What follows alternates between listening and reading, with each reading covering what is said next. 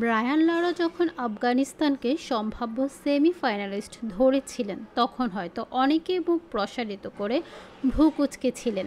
আফগানিস্তানকে তাচ্ছিল্য করে ভ্রু কুঁচকেছিলেন বোধহয় এই ভেবে যে 2017 সালে আইসিসির পূর্ণ সদস্যপদ পাওয়া দেশটিই কিনা খেলবে টি-20 বিশ্বকাপের সেরা চারে। এই আসরটা আফগানিস্তানের কাছে এখন পর্যন্ত স্বপ্নের মতোই মনে হওয়ার কথা।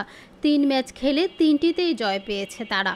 উগান্ডার বিপক্ষে 125 রানের বড় জয়ে শুরু। দ্বিতীয় ম্যাচে নিউজিল্যান্ডকে 75 রানে অল আউট করে দিয়ে 84 রানের জয়। তৃতীয় ম্যাচে পাপুয়া নিউ গিনিকে তারা হারায় 7 উইকেটে।